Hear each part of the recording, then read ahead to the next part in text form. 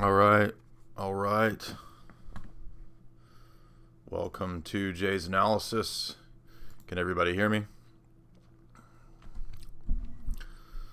Yes, this is Taylor Momsen, and that's why I put her image up, is just because I thought it would be funny to consider the fact that the occult, esoteric stuff is so out in the open that it's not even hidden. So we're going to talk about some of that, but we want to go into actually the real stuff in the background that brought all this to the fore. That's what we want to look at. We don't want to do vigilant citizen style stuff. It's just an image I chose. Can anyone hear me? Is this the right stream? Do I have the right stream going? Sometimes you get these streams mixed up, and one stream is going and another's not. So we've already got flat earth trolls spamming flat earth, thumbing down, and every one of those is getting deleted. You took tragedy and hope with you. I took tragedy and hope with me to the potty. Okay. But can you guys on the Rockefeller CIA cultural Marxism stream hear me is what I want to make sure, because my skills fuck up sometimes and I get a boomer mindset when it comes to running these things.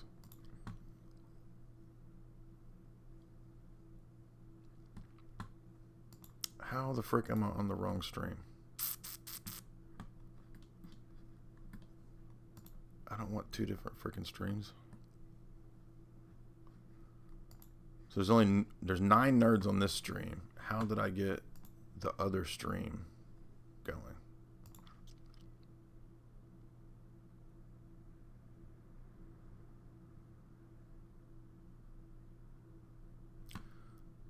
Okay.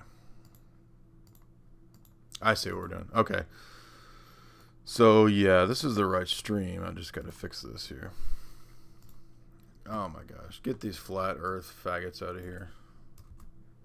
Trying to fuck up my shit on a Sunday.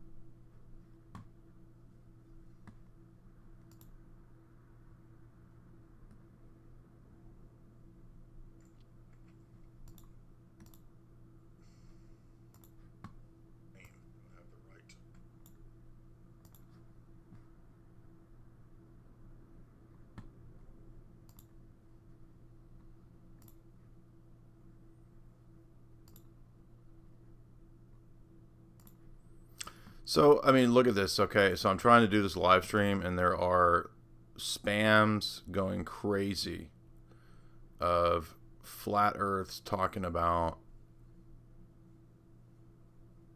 this channel being fascist. And how many times do I have to delete this dude? This dude is out of here. But that's what we get with this kind of crap. All right. Anyway, people can figure out which one's the right. Good grief. Here comes another. See, this is what happens. This is what happens. This is every 6 months you get spam bot flat earth channels. If that's not a clear indicator that that shit is the stupidest frickin' psyop of all time. Here we go. Another one. This is the 5th flat earth spam bot that's in here calling this a Nazi channel. Now, you want to know why I'm getting hit by the spam bots. You're asking why there's all these dislikes. If you look in the chat, this happens every 6 months. Here's another one. This is 7 spam bot, 12 now spam bots attacking this channel. And I'm trying to do a freaking live stream about real stuff. And look, here you go. This shows you this flat earth bullshit is nothing but a psyop. Here are 50 freaking fake profiles attacking as I'm trying to do my real live stream. Oh my gosh, get the F out of here, dude. So I don't even think these are real. They're just bots. So, okay. 77 people good here. All of the thumbs down are the flat earth bots attacking. Here we go. What they're saying, this is a fascist channel. Yeah, this is a fascist. I thought we were Russian agents. Russians fought fascists, so it's kind of a stupid thing. The Russians fought the Nazis in World War II. How is this a fascist channel? They don't even know what fascism is, and these aren't real channels. So this is meant. This shows you, by the way, that I'm telling you the truth. There wouldn't be 50 freaking spam bots in here. Yeah, people are saying this is nuts. This is nuts because I have had this happen to my channel multiple times. When you see videos that when I load them up, they immediately get 50 thumbs down, 20 thumbs down, it's because of these freaking flat earth bots that are the stupidest things of all time. And how long have I been saying that this is all a bunch of psyop bullshit? I've banned 10 of them now, and they've already given me how many freaking thumbs down? Anyway, hopefully they're going to stop. They're going to keep, yeah, exactly. Attack of the flat bots. So you people can see this now in live time. You guys have seen it. I've mentioned it on many interviews. People thought I was making this up. This happens. This happens every 6 months on my channel. The flat, it's like Google has some kind of algorithm or something where they run these bots that go through, or NSA or whoever does this. Cass Sunstein wrote about this in his paper on conspiracy theories, that they would use the cognitive infiltration strategy of how to mess up all the truth groups. And he wrote that. Read that paper. It's really good. Actually, the whole paper is about paradigms and worldviews. And in that paper, he talks about creating false conspiracies and movements using technology, etc., to insert into all of the different types of meetup groups, chat groups, message boards, YouTube videos, and to just annihilate channels that deal with truth, with just total retardation. Look at this. This is like the 15th one now. Look at this. Look at the chat. The 15th one. This is my favorite fascist channel on YouTube. Tim Osman. And here's another one. Dude, all you flat earth people, you people are the dumbest people on earth. I mean, I can't even, I don't have words for the stupidity of the flat earth people. And I told you day one, this was a total psyop. And we're not even here to talk about that, but that's why they're doing this, is that this was, look at this. This is crazy. You can't even keep up with this. This is intended to fuck up my channel. What the fuck does Tim Osman have to do with, it doesn't even make sense. And that shows you that it's a bot. This is like an AI thing. That's why there's no human being that could have 50 different profiles spamming this flat earth bullshit. Yeah, no, I know that it's obvious, but it's not fun to start your stream here and you immediately have 20 thumbs down. And that shows you that's, by the way, I'm saying that shows you that this is, good grief, here we go. More. So they're going to take over my chat today with this NSA bullshit. And yes, we will ignore them. We're going to move on. But they're intentionally messing up my chat. And they're doing that because that means I won't get any super chat questions, because it's just going to be flooded with this bullshit the whole time. And I can sit here and just delete them the entire time. So there you go. Everybody sees it firsthand. I've been banned for 6 months on Facebook, and now I'm getting the every 6 months attack of the Flat Earth spam bots. So let's move on past that. Maybe that'll eventually quit. Look at this. There's another one. They don't even make sense. This happened to me. This happens every freaking 6 months. They do this. I'm not worried. Keep your head up. No, I don't give a shit. I mean, it's funny because it means this is obviously one of the channels that's been flagged. Look at this. This is insane. So if this video has 1 million thumbs down, you'll know why. Everybody who hears the beginning of this, it's because we haven't even gotten started, and there is all of these. Yeah, I'm not trying to block. It's just that these are coming in so fast when I try to block the. Let me see if I can up the spam filter here or something, because this is crazy. This is insane. I can't keep up with these spam bots, blocking them quick enough to sometimes accidentally I block people that want to make real questions. But anyway, so I guess they're just not going to let me have an actual discussion. Yes, we know that Tim Osmond was a CIA agent. Everybody knows that. All right, so I've blocked about 20 of these, and I'm hoping that eventually it's going to just kind of quit, but I don't think so.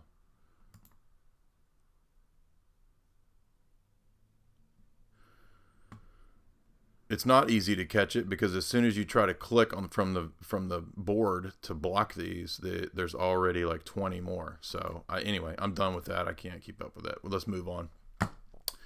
Now, I said we would talk about globalist books, and somebody this week reminded me of a globalist book that I had forgotten about, and I did read it many years ago, and that's the stupid book Aquarian Conspiracy by Marilyn Ferguson. Turd Ferguson's analysis of the New Age, and I've got a bunch of notes, so we're going to look at that, and this is going to function as our first globalist book series book today, and there will be the second half of this talk for the subscribers to Jay's analysis, and you can get more in-depth critiques of these works if you subscribe. But I've mentioned a lot of times Teilhard de Chardin, and you never hear this guy brought up in people's discussions of the New World Order and all this stuff, because people don't link various groups together. People will say, oh, it's all the Jesuits. Oh, it's all the Vatican. It's all the Zionists. And at the tip top, you have an overriding worldview, an overriding perspective that really makes use of all these different perspectives, these different lenses. And many of the top globalists and thinkers have been Jesuits. Okay, many CIA people have been Jesuits. That is true.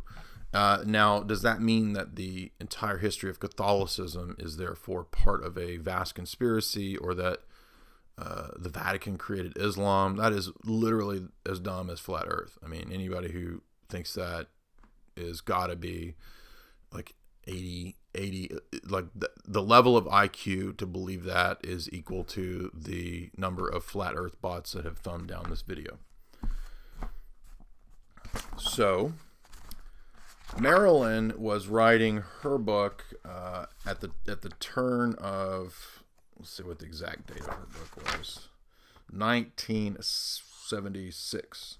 So this is coming out of the cultural revolution of the 60s into the 70s, and this would be very influential in the corporate sphere. And what she was trying to do was posit these ideas about networking and how the new ways of thinking that are going to definitely be connected to the New Age are going to be fostered upon the world through Americanism and the corporate sphere. So instead of thinking that we have to oppose corporatism or corporatocracy, we should rather think about the global mono corporate culture as aiding us in the process of bringing in the New World Order. And the corporate world is not completely owned by Zionists. It's not completely Jewish. There are countless Fortune 100 companies that are run by white guys. And guess what? There are Saudis that run Fortune 100 companies, and there are Chinese companies, right? So it's not, at the global level, it's utterly preposterous to say that a few thousand Mossad agents, I mean, Mossad has like a couple thousand agents, that they run the entire world. And because there are people above that. And there are plenty of people who have absolutely no interest in Israel. They don't care about Israel. Do you think Bill Gates and David Rockefeller give one crap about the Middle East? No. And David Rockefeller's not Jewish. None of that's true. Now, again, so what's my model? What's my paradigm for understanding this stuff? That it's no different than the New Testament, the book of Acts. Who were the two powers at that time united against? Against Christ, against the Logos. It was the Gentile power of the Roman Imperium, together with the apostate Jews in the first century who rejected the Messiah. And so Scripture is very clear that both Herod and Pontius Pilate crucified Christ. And so in today's world, guess what? The battle lines are no different. There is a joining of forces on the part of the Zionist power, which is just a faction of the globalists. And you can demonstrate that objectively with various books. Now, does AIPAC and this stuff have an influence in American politics? Absolutely. Especially and mainly as it pertains to the Middle East. And yes, open borders and these kinds of things, that does factor in. Not denying any of that. I'm just saying that we get these unbalanced perspectives if we look at things like this is one of my criticisms of the alt-right, is that it's all Jew, and it's not honest with the rest of the spectrum. The Jews have not had the majority of power in America. They did not gain power until the early 20th, mid 20th century. People like Bernard Baruch. Hollywood was originally an elite WASP thing, and then it became a Catholic influence thing, and then it became a Jewish thing. So there have been these various structures and powers at work, different groups and factions and mobs. You could read Gus Russo's book, Super Mob. It discusses this. He's Jewish. So anyway, we're not launching into all that, but what I'm saying is that the New Age movement, for example, right? If we look at the UN, and I'm sure everyone is aware of the UN having this giant black cube that you're supposed to go meditate and worship forces next to, which is very real. They have an on-site guru at the UN. What was his name? Sri Chinmoy or something like that.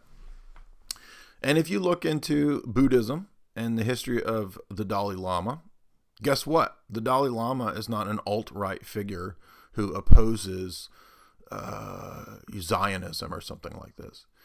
The history of the Dalai Lama was connected to fascism because in the Tibetan tradition, guess what? There's a left-hand path and a right-hand path. Did you know this? And there is a great book that I've never been able to find except online. I think, what was this guy's name? Victor Tremondi, I think. I don't know if it's still online, but a long time ago, maybe 10 years ago, I read his book on Buddhism, Tibetan Buddhism, and all this stuff.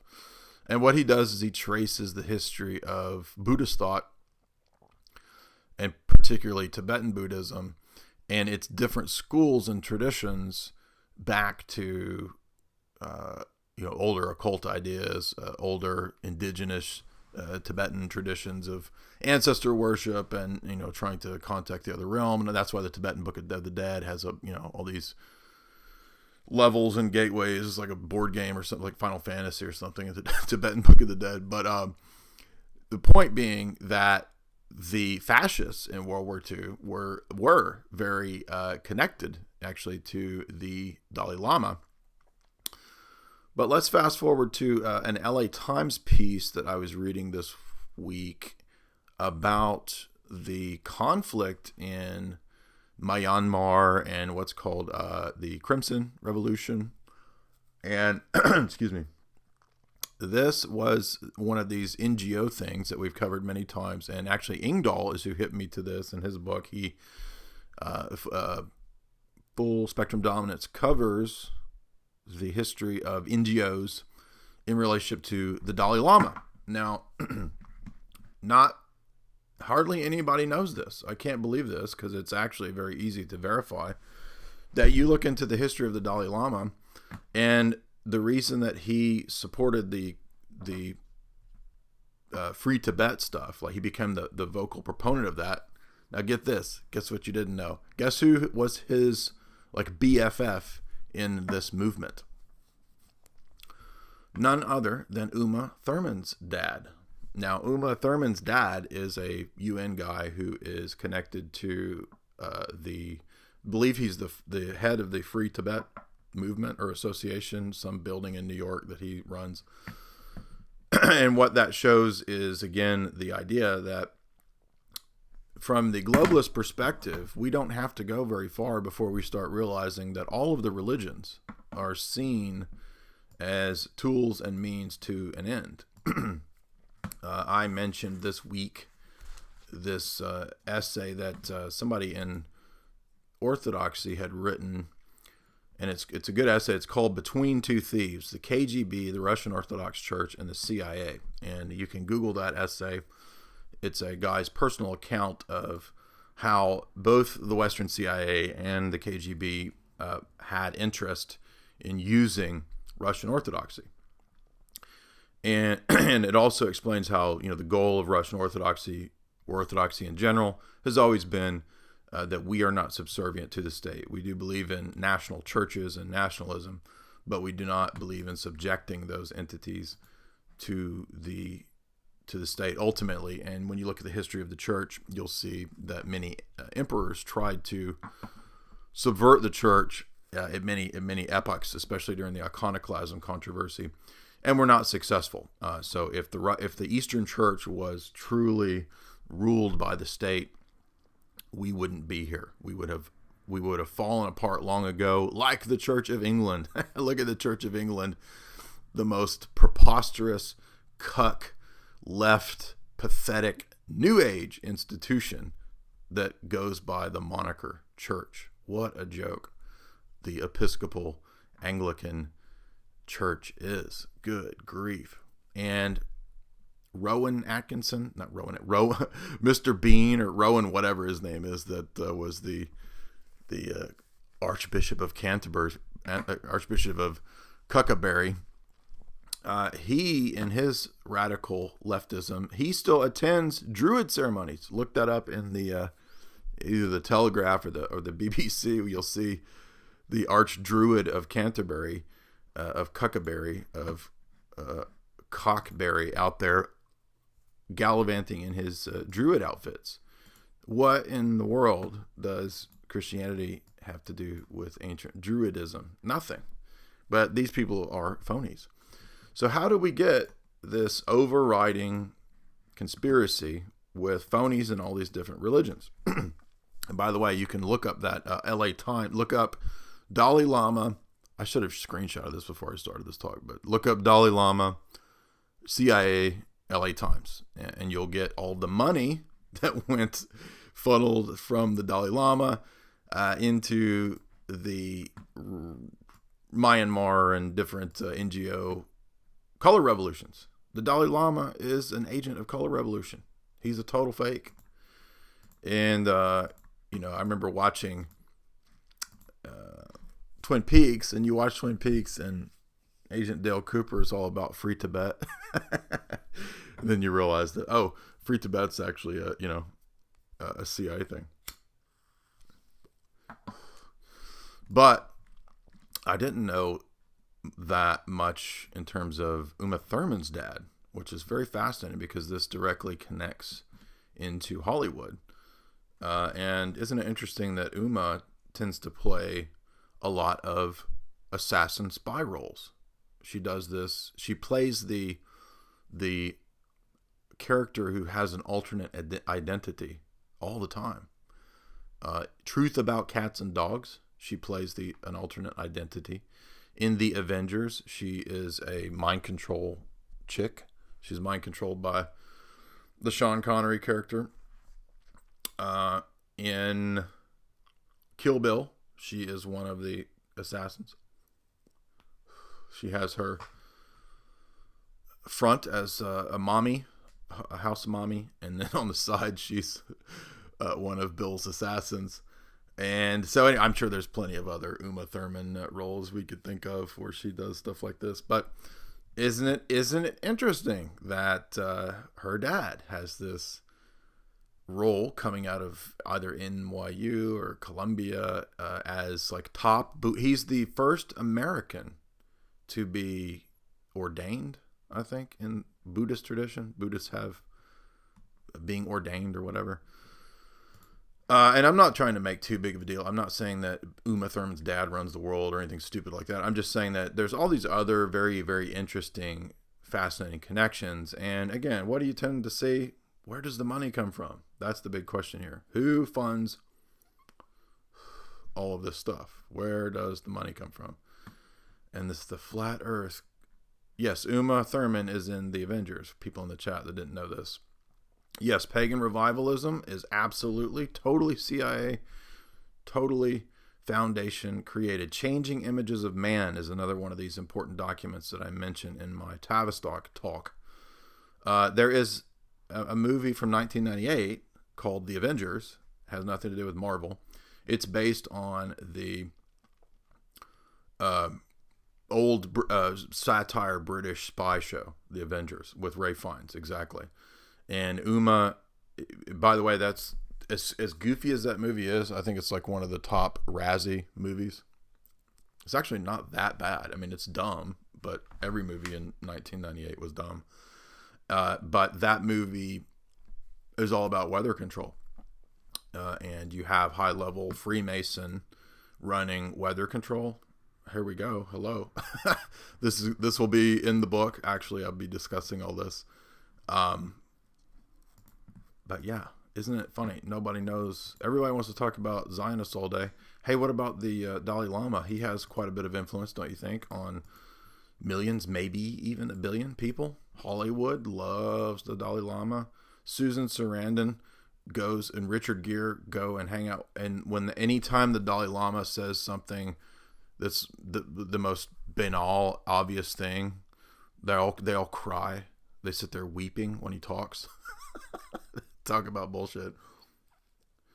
The Dalai Lama gets up there and he's like, "To be truthful, you must be the truth." Whoa, mind freaking blown, dude. To engage the enemy must first engage you, right? It's like The Mystery. If you watch Mystery Men, the Ben Stiller movie, and there's that character Mystery. Every time I think about the Dalai Lama, I think of that guy, because his superpower is just saying shit like that. Anyway, but that's literally what we get. Yeah, it's like the Dalai Lama is literally like Hollywood level. Nobody ever talks about this, ever. Nobody. Except Ingdahl. I have to give Ingdahl credit for that. And I'm not saying that means Ingdahl's arguments in favor of China. I don't buy any of that. China is not against the New World Order. Although here's the explanation, I think, for that. So it is true that China doesn't want the CIA and the CIA using the Catholic Church, a la David Wimhoff's book, to come into China, because it will be an agent of globalism and it would create the global monoculture, right? So the only reason the globalists are tolerating China having the wall and closed borders and all that kind of stuff, and not having total globalism, is because the globalists want China to remain China as the engine of manufacturing. That's why. Because it was chosen, as I showed you, by the Royal Society back in the 20s and 30s, that they would deindustrialize the West, and then it would be China to be the manufacturing powerhouse of the globe. So that is, yes, exactly. China is the New World Order.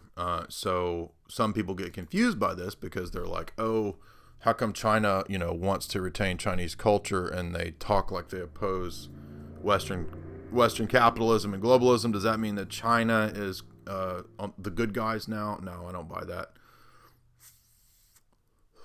And we got a new, exactly, yeah, China is chosen to be the new Chosenites, exactly. So it has nothing to do with America versus China. These are two chess pieces on the globalist chessboard. Brzezinski says that in his book. Again, the alt-right, okay, for all their insights and good points, why do they never talk about the CFR? They don't ever talk about, I've been bitching about this, about the alt-right for 5 years now. I read the alt-right blog 9 years ago when it started. And I have never heard a single alt-right person that I can think of, which I don't really count Cernovich and all those people as alt-right. I have not heard any of them ever mention David Rockefeller, the Trilateral Commission, the CFR, and the globalist points that I'm talking about. Now, to me, that's unbalanced. So what I try to do is strive for balance. We're way off topic here, but the whole reason I brought up Dalai Lama, yes, I know Alex Jones talks about the CFR. I don't count Alex Jones as alt-right.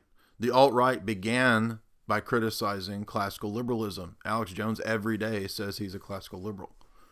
So again, Alex Jones, Bayek, or whatever his name is, and Mike Cernovich don't count as alt-right. And just because Hillary calls somebody alt-right doesn't mean they are. Alex Jones says Hillary coined the term alt-right. No. We have interviews every day with Andy Nowicki, who was the co-founder of the website alt-right. So not every day, but you know what I mean. He comes on Boiler Room, which the SPLC just said is a Russian operation, by the way. So we're no longer CIA fronts. We are now Russian agents. So is the CFR evil because of globalist influence? The CFR was set up by David Rockefeller, and not Zionists. And so, no, the Zionists didn't take over the CFR. The CFR has always been above that conflict, and that's why the guy who founded the Trilateral Commission has never been a fan of Israel. Okay? If you read Israeli Rite websites, they hate Brzezinski. They can't stand that guy. Because, why? Because, look, there's two factions of globalism. Okay? You can read, look at, say if you read The Guardian and you read Monbiot, okay, Monbiot's the big neoliberal critic, you'll read a Monbiot article and you're like, oh, hey, he's making actually some good criticisms of neoliberal economic theory. And then what does he go into? Oh, because of climate change. Oh, because we got to be green. Oh, we got to depopulate. So he's part of that globalist UN faction, the left faction, which is not a real, it's not a real thing. Okay. They all have the same end goal, right? So you could class Monbiot with Brzezinski, with any of the Jacques Attali. Okay, we'll be talking about Attali next. And I was just reading Attali and him talking about how all the nation states got to go. And many of these people are not fans. The Israeli right does not like these people because eventually that will mean that Israel does not have an existence. And many of the globalists don't like that. They don't want any nation state. You think Bill Gates cares about Israel? He doesn't care about Israel. So it's a lower level dialectic to think that this is all about Israel versus every other country. It's just not true in the global spectrum. And then you have on the other side of the globalist false dialectic is the neoconservatives. And the neoconservatives will criticize the UN and they'll criticize China. And they'll talk about Americanism and all this crap. And they do have a large Zionist contingent, obviously, amongst them. William Crystal, et cetera, et cetera. This is very well known, okay? And so that's how there can be a book put out by John Mearsheimer criticizing the Israel lobby by one faction of the globalists. Do you think that they would allow that book to come out with the promotion of Brzezinski, if this was complete control, do you think that there would be Palestinians if why would they even be there if Zionists controlled the world? They could just mow them over easily. So there are levels of real conflict and debate, and I just don't think that Zionists run every single aspect of the globe. If you read Quigley, the power in America was in the hands of the largest, wealthiest families at the turn of the century. Okay, so the biggest families in America in 1900 owned over half of America's wealth, according to Quigley. So that means that at that time, the robber barons of America, the J.P. Morgans, and yes, I know that J.P. Morgan was intimately tied to the Rothschild. I'm not denying that. But in America, the Vanderbilts, the Carnegies, the Morgans, the Rockefeller interests, many of these other families that are listed, they had the control of the country. Now, by that, what that means is that they had the sway in most big decisions. It doesn't mean that they literally controlled every single local politician or anything like that. That would be naive, I think. But if you look at a book like Mystic Chords of Memory, they will show you how the alteration of the American landscape, culturally speaking, has always been dominated by the Rockefellers. So this is a giant puzzle piece that the alt-right never mentions. They don't ever, ever, ever talk about the Rockefellers. Okay, and so, yes, the alt-light, I guess we could call them, they will talk about the Rockefellers, but that's all they'll talk about. They won't talk about anything else but globalism. So I think I have been, for a long time, talking about all of these factors, and classical liberalism is the root of the problem. And so the alt-right is correct to see that classical liberalism is the root of the problem, but the alt-right is wrong to act like Darwin and Nietzsche and atheism are going to bring us out of this conundrum. They're not. But we were talking about Dalai Lama. So what about the Dalai Lama? How is that relevant to Aquarian Conspiracy? Well, because the United Nations and because of the CIA connections with very public, very documentable connections to the Dalai Lama, they knew that they could utilize things like Buddhism to promote this in the West. Now, the ecumenical movement, as we talked about many times, and I'm actually going to read from the Rockefeller books here to prove to you that from the authorized biographies that the Rockefellers are behind not just the ecumenical movement, not just feminism, but all of this stuff. Okay. But the idea in Ferguson's book is, again, transformation through networking. Okay, so she says that America has been at the forefront of revolution, and that the early ideas of Americanism and the New Age, which are bound up, she says, actually come from Hermeticism. Yeah, exactly. How long have we been saying that? I've been talking about that for at least 20 years because I learned it when I was in college. And she mentions the clear background esoteric thought that has always impelled American ideology, not just from the French Revolution, but up into, say, the Transcendentalists. So she mentions Ralph Waldo Emerson, Henry Thoreau, both of which are extremely boring. I can't believe anybody likes that stuff. She talks about, more American ideologists, Alcott, Fuller. She talks about the idea of Quakers. Interesting. The inner light of the Quakers, the influence of German Romantic philosophers, including Carlyle, Coleridge, and Swedenborg. And Swedenborg, by the way, was a spy. Did you know that? You can't be alt-right unless you're a race realist. Yes, I know that. Thank you, Super Chat guy. But that has nothing to do with the points that I made about criticizing the alt-right. So she goes through all this, and then she says Eastern thought is going to be very important, and it's really people like William James through his varieties of religious experience that tried to show that all religious experience is at root the same. And yeah, if you read William James, you'll see that it's clearly a project that is supported by people behind him, and there's a couple books that deal with this. One is what's that one book? A Messianic Character of American Education. Because Dewey and Horace Mann and William James and all these characters, they do have an influence on American education. And their socialism is impelled by their religious philosophy. And so someone like William James, he thinks that something like Buddhism or these Far Eastern religions, because they're anti-logic, anti-Western, that they can be a means by which we can achieve global socialism, because in these idiots' minds, the problem of mankind is logic and reason. Well, that's not the problem of mankind. And just because somebody has a similar conversion experience, it doesn't follow that at base all the religions are the same. But that's kind of the founding presupposition of William James's book.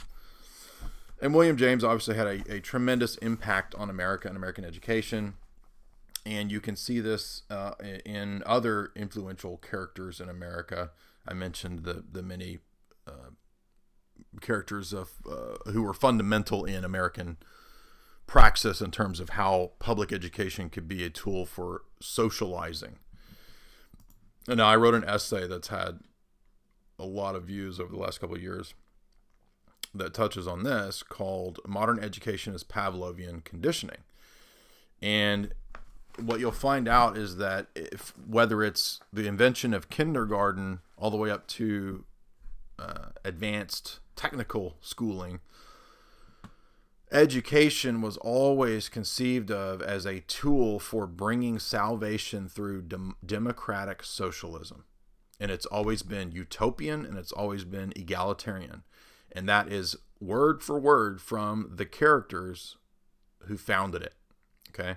I'm going to read you some quotes from famous American philosophers, thinkers, and public education founders, and you're going to see this. And guess what? They're not all Zionists, okay? The common school is the greatest discovery made by man. The common school will be expanding its capabilities, and let it be worked with the efficiency of which it was susceptible, and then 9/10 of the crimes would be obsolete. In other words, he's saying if we do public schooling, 90% of crime will go away. The long catalog of all human ills will be abridged. Men will walk safely day by day. Now that's Horace Mann, one of the early Unitarian Universalist founders of public education, and who was one of the most preeminent Unitarian Universalists. None other than Thomas Jefferson, hallowed by the bogus Unitarian Universalist Church.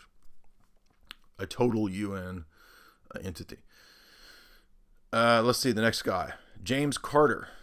An institution such as the public school would become, by its influence on society, and particularly upon young people, the engine to sway all public sentiment, public morals, and public religion. It is more powerful than any other in possession by the government. Well, there you go. This guy even thinks it's more powerful than Hollywood. Now, he was probably writing that back 30s or 40s, but I believe that the public school is the new instrumentality for the advancement of all humanity, for the human race. I believe that without them, schools would be shorn of strength and healing power. It is like Christianity itself. Horace Mann. Let's go to the next one. Every schoolhouse is a temple consecrated in prayer to the physical, intellectual, moral culture present in every child in the community. Henry Barnard. Reading and writing are taught too early. Reading and writing are artificial and uneducational. I mean, you couldn't get more blunt in the weaponization in that, and that is from one of the forefathers of American public education, G. Stanley Hall. Did you hear me? Reading and writing need to be delayed and are artificial. Now, you have to understand these characters, John Dewey and all these guys, they literally say that the purpose of school is not to teach you education, but to socialize you. And the reason I'm saying all this is because it ties directly into Marilyn Ferguson's book. Because Marilyn Ferguson is talking about the Aquarian New Age. And who do you think said that the Aquarian New Age would be brought in through the public schools? None other than Mama Blavatsky herself. That ugly fat bitch, Mama Blavatsky. Yes, she did say that. And at the turn of the century, there used to be a magazine actually put out by the Scottish Rite called the New Age magazine. The Scottish Rite's New Age magazine had what's the word I'm looking for? Like they put these essays out as like a charge, like go forth with this attitude, dear Scottish Rite Masons, and the essays say that it is the public school that will be the harbinger of the New World Order. Now, I hear alt-right people bitching about all kinds of things and race and all that, and I do discuss this stuff. We talk about ethnicity, but look, you have to understand all of this stuff. All of this stuff fits together. It's not a one or, all or nothing thing. And guess what? A lot of these people are atheist and Nietzschean and Darwinist too. So how are you going to combat the root of the problem, the root of the errors in worldview, if you're fixated on one problem in the worldview? And your same foundation is Nietzsche, Darwin, right? Atheism. It's not going to work. Just a couple more quotes. Democracy will signify a way of life that cannot be limited to, democracy must signify a way of life that cannot be limited to the majority. It is a guiding principle for the formulation of all national education policy. So here you have, like, at the beginning, these are all people a long time ago, right? Foundation of American education. And they're literally saying that the goal is to wipe out intelligence, right? To wipe out meritocracy, get rid of people that are smarter than other people. How? By making them all fucking retards. That's how. Dumb them all down. Make them all tards. And then you won't have the problem that Bertrand Russell talked about of people figuring out how this all works and how it's a big ass scam. John Dewey, the public school is a social center born of democratic movement. It is a social center that is the means and active, organized promotion of socialism, and it is the tangible things of art, science, and other modes of social intercourse that will be changed, he's saying. So the public school, he's saying, is what will change everybody. It's what will brainwash everybody, literally.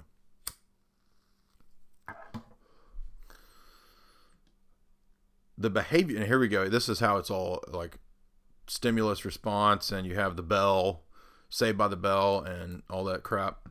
I'm joking, not Saved by the Bell, but when you have the bell ringing, that's Pavlovian. I'm not joking. The bell in your school that rings to take you from one class to the next is literally from Pavlov, and that's because J.B. Watson, one of the forefathers of Pavlovian behaviorism, he also was formulative in public education. So the idea that we're going to go back, if we can go back to 40s and 50s America, right, to white wasp America, as many alt-right think, all of these formative people in power were already planning where we are now. So how are you going to combat that with the same presuppositions as these idiots? And then here's this is the woman who invented kindergarten, Elizabeth Peabody, and she says, I'm not kidding, these people treat it as a religion. Okay, childhood, when childhood is understood, it is leading in the promised millennium of peace to come on the earth that will be amongst men of goodwill. It will make mankind forget the division of Babel, and it will enter into a mutual understanding of a new Pentecost miracle. So public education is what will, basically she's saying, create a new Babel. And this is the woman who created kindergarten. Now that's just a survey of like the top 5, well-known public education theorists in America. And they all say the same crap. I've never heard an alt-right person ever talk about that. Now, maybe Richard Spencer has mentioned that kind of stuff, so I'm not being unfair. But my point is that we can't be mono-issue. We can't focus solely on one problem. So back to Marilyn Ferguson, as we saw her, and she does discuss public education. She uses the global village term. Interesting. Page 55, she says that we will create Marshall McLuhan's global village through mass media. And she almost kind of anticipates Facebook and this kind of stuff with the ways that networking will be done in the future. And so when she discusses Stanford Research Institute, and by the way, the internet comes out of MIT and Stanford and these very schools, she's talking about how they will erect eventually alterations to the way humans interact through social engineering, that it will be possible to become truly global. And as good as the internet is, we have to be honest here, that's really what the internet does, is it is the meta engine for creating the global order. Now, maybe we can, interject a virus into that matrix. And she mentions Changing Images of Man by Willis Harman, who was a self-professed illuminist, by the way, of the Stanford Research Institute. And in Changing Images of Man, you have the long-term plan that I covered in my Tavistock talk about the total alteration of America as a whole. And Stanford Research, Changing Images of Man, who do you think put all the money into that? Who do you think has the billions and billions and billions? Before Soros had billions, who do you think had billions to do all this? I don't have to tell you. You guys are smart enough to figure it out. The Jay's Analysis nerds know. Who founded Harvard? It wasn't Zionists. It was a bunch of stupid-ass Puritans. And by the way, the people behind Harvard, guess what? There were many of them that were Unitarian Universalist witchcraft proponents.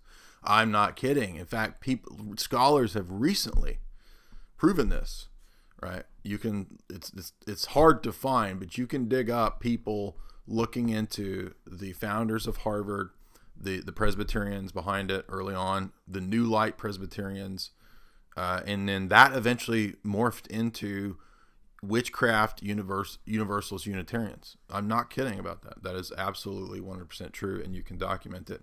And that's because some of the early families, it's not like just because somebody came up to the U.S. on, as a Puritan or something, like the white Puritans were these great figures that we have to hallow, and if we can only be like our white Puritan forefathers. Nah, man, these Puritans are a bunch of fucking wackos, dude. They were insane. They were doing magic, witchcraft, and hermetic alchemy. And that's why you can find this in their writings. Why do you think Skull and Bones is at Yale, dude?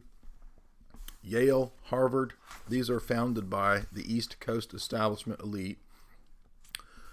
And they hate you. They don't care about you. They don't care about the white race. That's why their institutions all promote globalism and killing everybody. And they all talk about that. So again, what was I was going to mention? I need to do a whole show just on Harvard, Yale, the New Lights, the New Age, and all them damn witches in the background of Harvard and Yale. And witches aren't just women, by the way. Did you know that? I'm sure many of you did. There are male witches. And there are generational male witches. Did you know that? The Astors, right? What's the family? I mentioned it in my Goonies analysis. People think this is crazy, but it's 100% true. The family Astor, John Jacob Astor, the Astors were behind drug trafficking, and they were high-level Masons.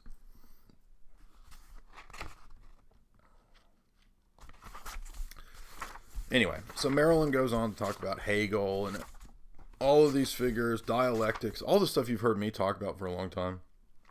And, we're going to get past the left brain, right brain dialectic, and we're going to merge the two, and it'll be done through computers, and it'll be done through, this is, there's hints at transhumanism and stuff in this book. So, what were this, get this is great. In this conspiracy, and yes, it's a conspiracy, she says. By the way, she's not against this. This is a pro-globalist book. Okay. Stage 1. So here she's going to talk about the process of transformation. And she mentions in the case of a young clinical psychologist at a state hospital that was appended to her Aquarian Conspiracy questionnaire, a 4-page letter that described the process that this person went through that she's saying society will go through. Okay. So here's that microcosm, macrocosm analogy that we've seen so many esotericists talk about, and they really do view it that way. That's why you have to understand, like, the creation of the internet was not this out of nowhere thing. It actually comes out of a kind of a hermetic view of things, which I've talked about many times, and I have essays on that. But so she talks about this person who underwent a process of change, and the first thing that this is like a student, was they experimented with LSD. So this is back in the 70s, and this is a student who was doing their master's, and they wanted to work on psychology at I don't know, Stanford or somewhere. But so the first thing that changed their worldview significantly was LSD.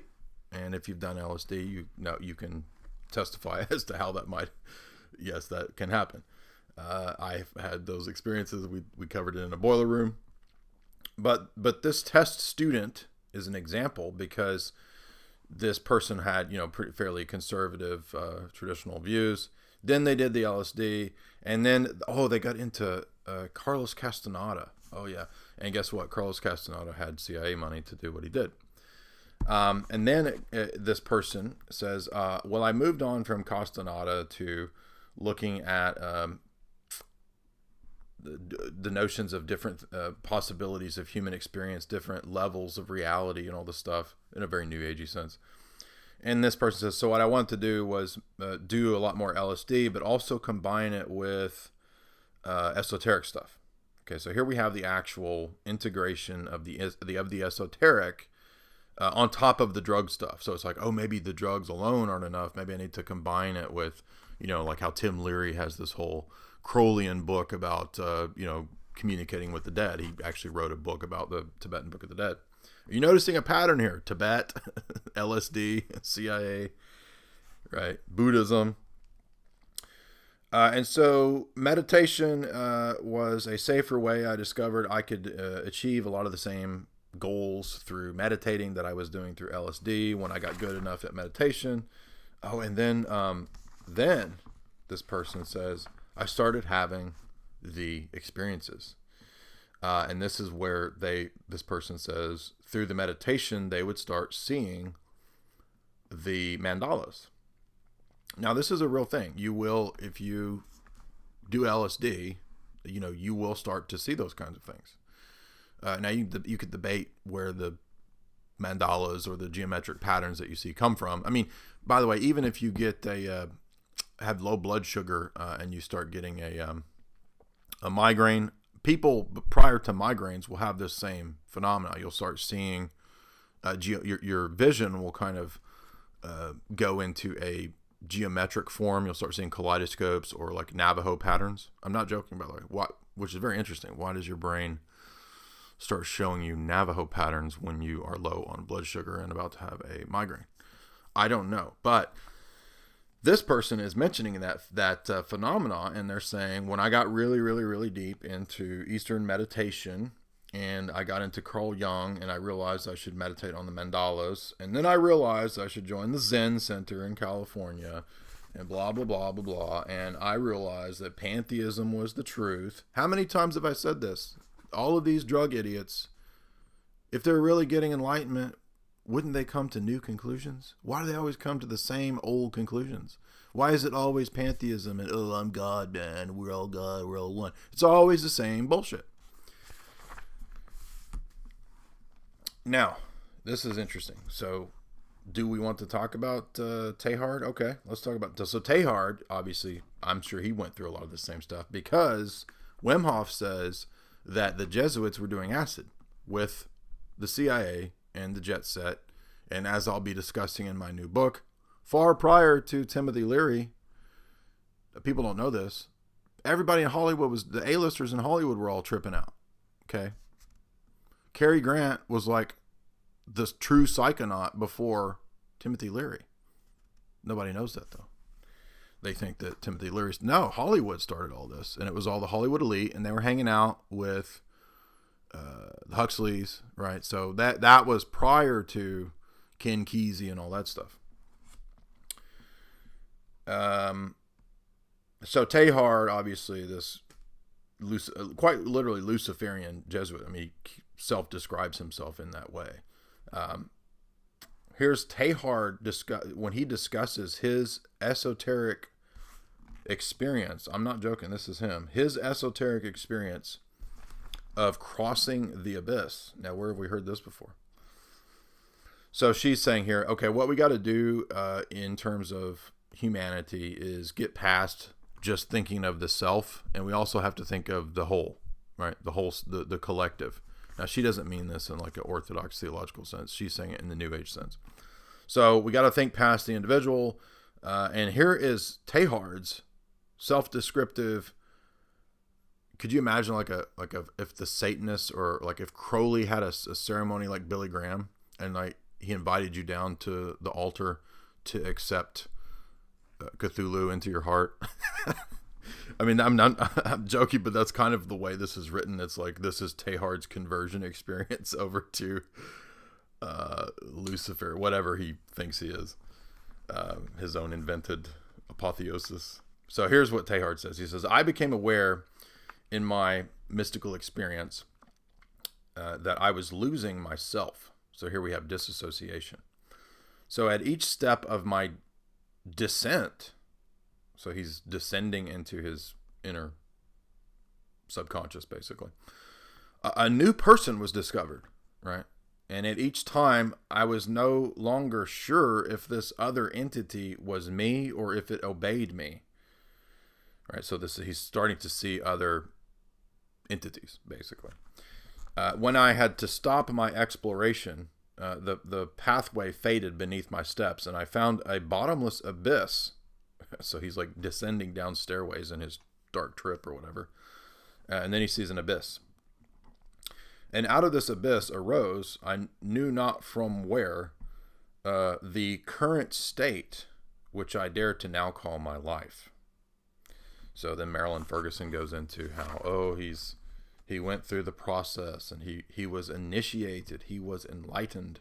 And then, of course, Marilyn says that all religions are basically describing the same process. No, actually, Christianity has always said this is demonic. This is counter-initiation, right? So you have initiation into Christianity, baptism, Lord's Supper, Eucharist, etc. There's a counter-initiation. Did you know that? Did you know that Satan, Lucifer, has a counter-initiation?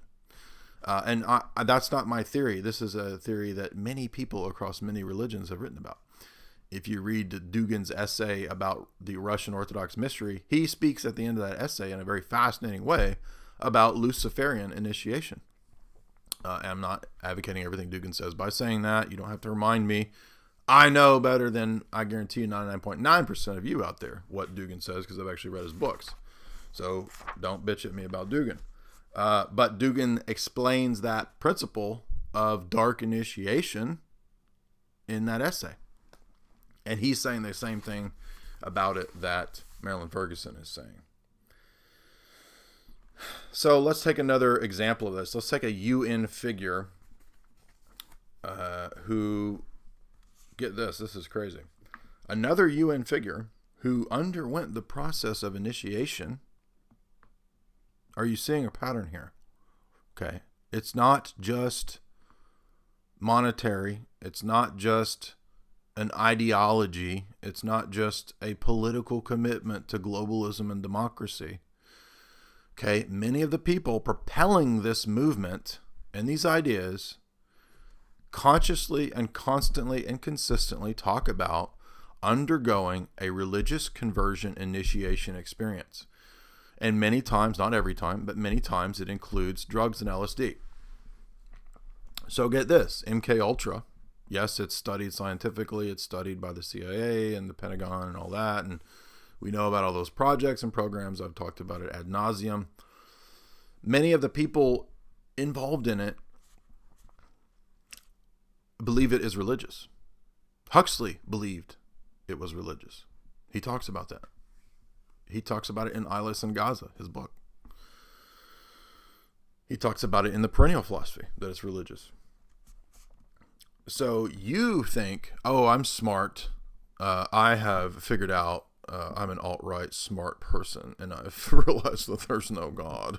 And I realize that there are races. You dummy. The West has known, the intellect of the West has known that there are races the entire time of the West. You haven't discovered something new by figuring out that there are races. Big whoop. There were people talking about and weaponizing races and dysgenics hundreds of years ago.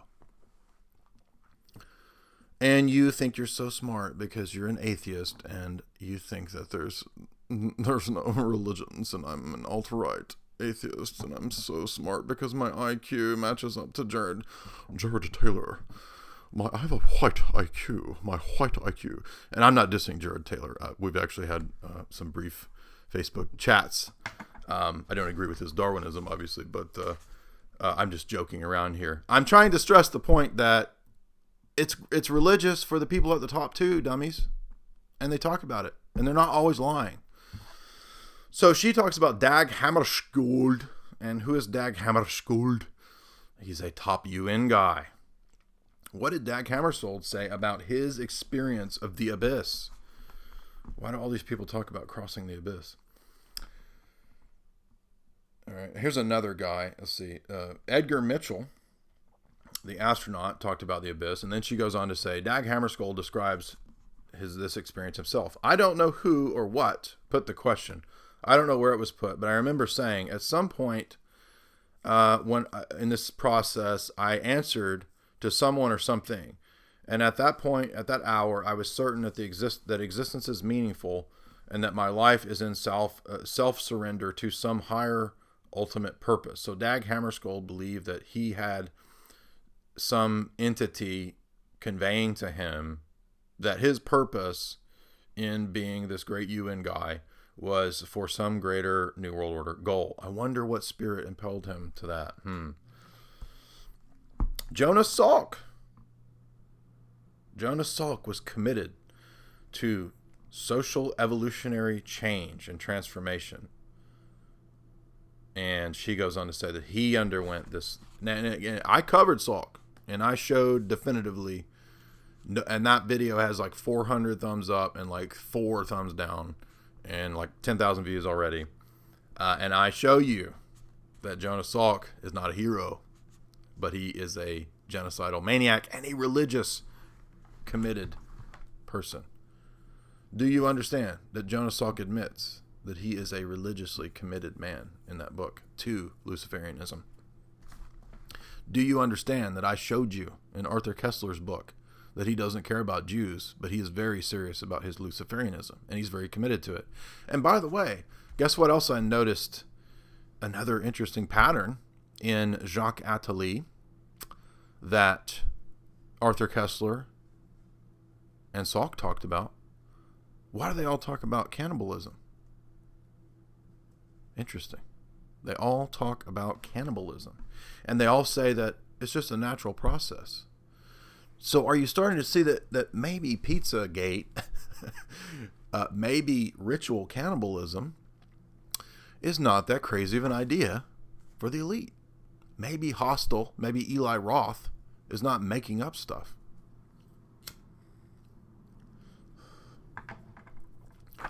People don't believe that.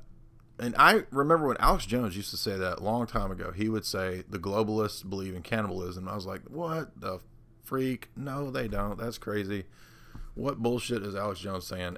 And I could not find proof. I could not find texts that showed at that time. This is like, when I was 25, when I first heard Alex saying this. I was like, what is he talking about? UN people believe in cannibalism. I've never seen this. And yes, they say it is a natural practice. Why wouldn't it be if you're a Darwinist, right? Everything's natural. So here we go. Here is, let's see. So she goes on to talk about Carl Jung. Carl Jung is a total Luciferian. I don't know why these people come at me trying to vindicate Carl Jung.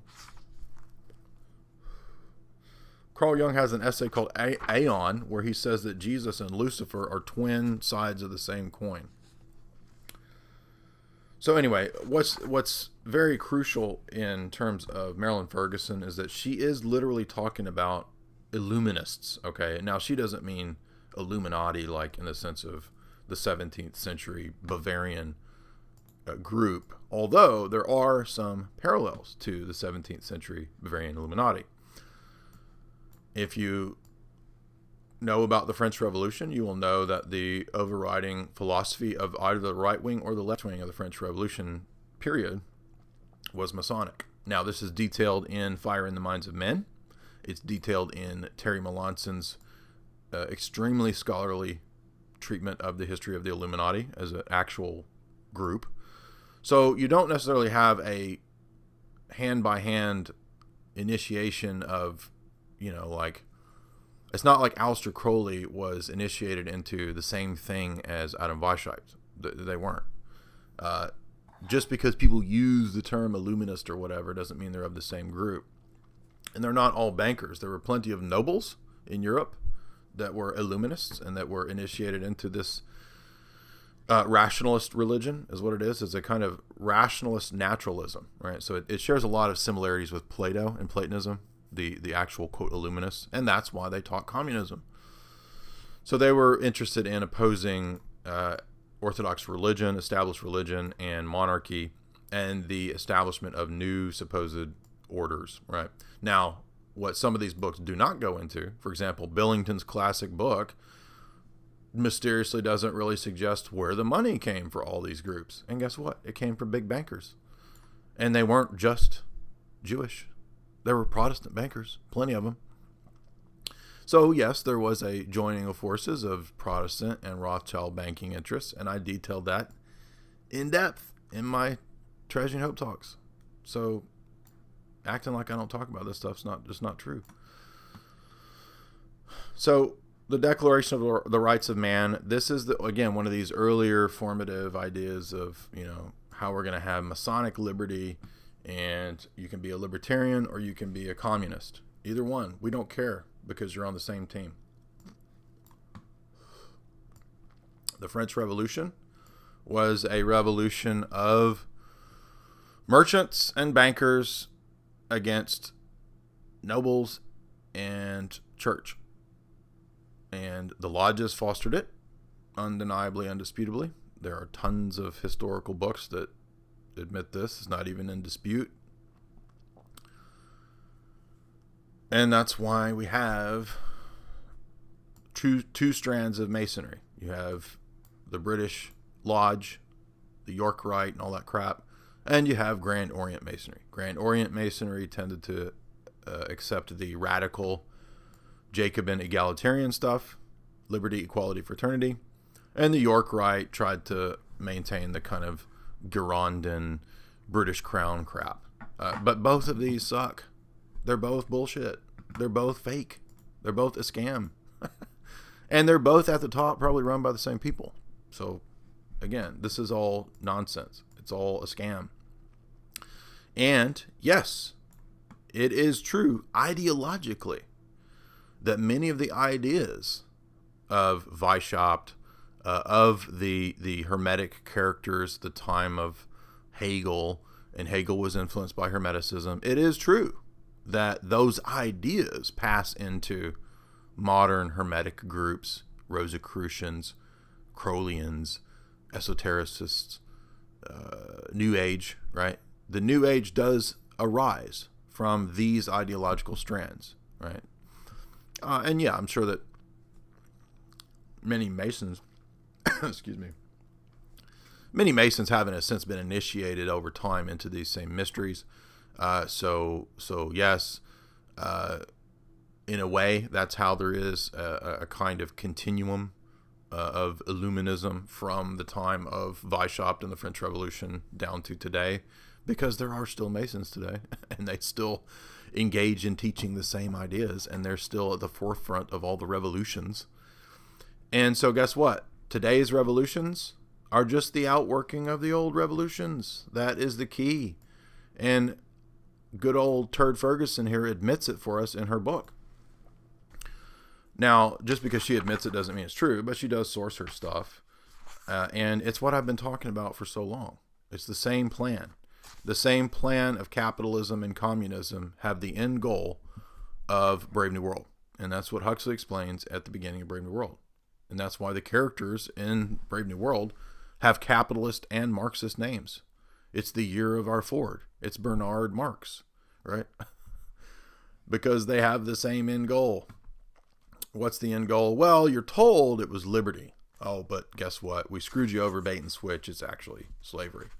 Now, is there a Zionist role in this? Well, there wasn't Zionism at this time. But yes, there were rabbis and there were mysticists, Kabbalists, who were influential on people like Hegel. But Hegel is not a tool of Moses Hess or some, Hegel's not a tool of some rabbi. Hegel is Hegel, right? And German philosophy, German idealism, can be influenced by multiple sources. And guess what? Kabbalism is Platonism repackaged. Uh-oh. Whoa, big surprise. Kabbalism is Platonism repackaged. You can even look at our good friend Al Pike. I'm joking, he's not our good friend. But I'm saying you can look at Albert Pike to see in Morals and Dogma that the whole thing is like this 700-page treatise of blending all the religions together. Well, where have we heard that? Marilyn Ferguson's Aquarian Conspiracy, blending all the religions together. Where did we hear that originally? French Revolution, Adam Weishaupt, all those characters. All the religions are just different philosophies all coming together. And who supported all of this in the 20th century? Who put the most money into it? Let's find out. We have to back to basics. We have to go back to basics. So many people not aware of the basics. So, the authorized biography of the Rockefellers is pretty indispensable. It should be in everybody's library just because you're going to see by admission that the fathers of the modern world in America have a unified plan. So let's take, for example, the ecumenist movement. So we're talking about Pike, and we're talking about the Revolution, and we're talking about the Aquarian New Age Conspiracy.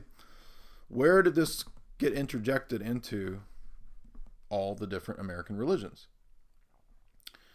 In the Rockefeller's authorized biography on page 150, we have Daddy Rockefeller becoming involved in the idea that all religions might ultimately be one.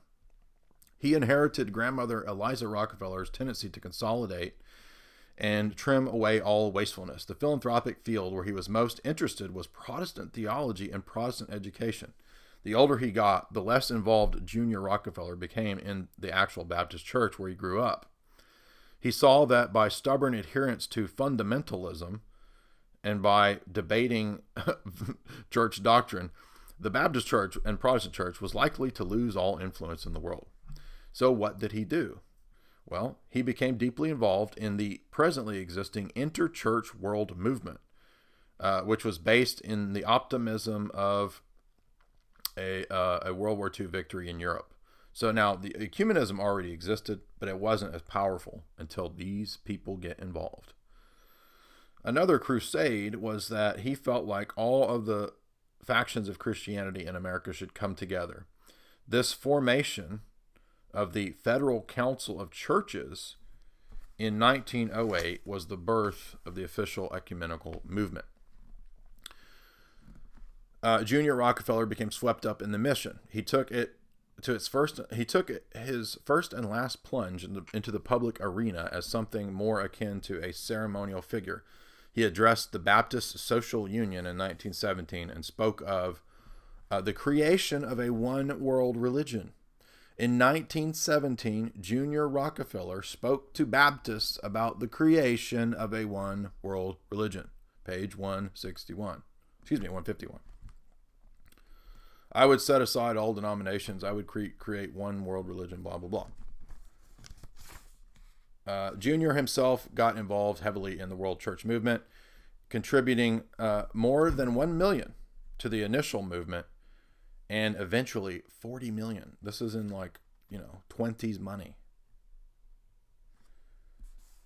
Eventually 200 million. What was the idea behind it? Moving away from, quote, fundamentals of belief and preaching a social gospel. So the social gospel is a creation of the Rockefellers. Page 152. The Council on Foreign Relations and the rest of the internationalist organizations, which Mott and Fosdick is actually the Rockefeller minister. He's their creation, right? And the Gates Foundation, all these things. This is all part of the modernist movement in churchianity in America. This is all on page 152. So we need a new gospel for a new world order. Junior becomes the most important financier of liberal Protestantism of this entire era. So how was it that Protestantism in a few decades completely collapsed in on itself in America? How did it become cuckianity? I just told you. By millions and millions and millions. Junior himself personally, after his death, had contributed 75 million to this. And they set up and own Union Theological Seminary. They are behind Reinhold Niebuhr. They are behind Henry Pitt Van Dusen, John C. Bennett, all these supposedly famous liberal Protestants. They're Rockefeller frontmen, dude. And this is publicly in their authorized biography. They created the Riverside Church, their own personal church. This is one of the best things I've ever heard to describe this. The main portal of the Rockefellers' Riverside Church, get this, has giant statue, or it says has statues, I'm assuming they're big, of Confucius, Moses, Hegel, and Dante, Muhammad, and Darwin. What the fuck? So how is anybody going to defend ecumenism after this? Anybody. Especially if you're some Roman Catholic or Orthodox. How are you going to defend ecumenism? I'm reading from the Rockefeller's biography. And it says it was to destroy the fundamentals and create a new religion. Oh my gosh. And I want to read one more section. I've mentioned this so many times, but I'm going to mention it again because I guess, we get new listeners and people don't know this. And my feminism articles have been shared thousands of times. So that means they've had maybe 50 to 100,000 views. And a lot of people have messaged me freaking out over these. And they can't believe that I talked about it. But where is this chapter? Abby Rockefeller is who funded feminism in America. And in particular, third wave feminism. I always lose this spot. But I just want to make it clear. I'm going to read it to you if I can find it. that the feminist movement, and particularly at University of Chicago, that's the Rockefeller University. Did you not know that? Who do you think set up University of Chicago? Where do you think all the neocons come from? From the Rockefeller, from the Henry Kissinger seat, the chair of international relations or whatever his chair is. They come from the Rockefeller University, dude.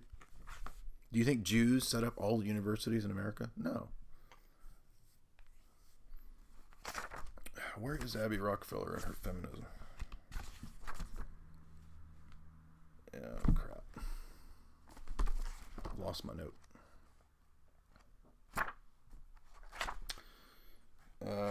Well, anyway, I'll put a link below. It's actually in my article. If you want to read my article about feminism, I cite the actual section in the book about Abby. Maybe I can pull it up here because people are going to bitch if I don't actually show it. 300 people in the middle of the day. That's awesome. Thank you for joining us here. Feminism. Okay, here we go. Let's see. Rockefeller. Abby. Yeah, here it is. Page 599 to 600. And it reads, late in 1966, Abby Rockefeller was visited by a different kind of supplicant. Roxanne Dunbar was requesting funds to be sent to a delegate of a coming feminist conference in Chicago, which is a major gathering of its time. Together with Dana Densmore, Betsy Warrior, is that a real name? And a few other harbingers, the new women's movement, I guess this is third wave, Roxanne had already founded and put on a inaugural issue of the Journal of Female Liberation. And Abby says, quote, I considered myself a feminist my entire life. I never would have used that word because I hated anything female. What? Not a case of self-loathing, but the realization that there was nothing in what I had been given as a woman that I liked. Well, that would be self-loathing. All the associations were repellent to me. Every feminine mannerism was repellent. Putting on makeup, wearing clothes that men wanted and designed, acting the way men designed. It seemed as if it was a setup to make women contemptible to men so that men would hate them. What the fuck? With Roxanne and others, Abby Rockefeller started Cell 16, the premier feminist organization. Well, what do you know? The giant white wasp dynasty is behind feminism. Unbelievable. And this is what no idiot social justice warrior, no idiot leftist can ever figure out, especially if they're a boomer. You try explaining this to boomers, you're wasting your damn time, right? I'll tell you that for sure. You're never going to get a boomer to figure this stuff out. But by the way, doesn't this show the idiocy too of the alt-light who tries to say that, oh, we're against third wave feminism, we're not against old feminism? Dude, all your feminisms are baloney. They're all fake. Now, there were Gloria Steinem. Gloria Steinem was a CIA agent. Everybody knows this now. But this is how. How was it that the feminists got their power? You think these Jewish intellectuals, these women, these horrible Jewish feminists had the money to create themselves into giant figures? Gloria Steinem? No, it's because the Rockefellers promoted them as these giant figures. That's how. And I just showed it to you from, why do you think David Horowitz writes the Rockefeller biography? Collier and Horowitz. Why do you think Aaron Russo interviews Nick Rockefeller about feminism in Miss Magazine?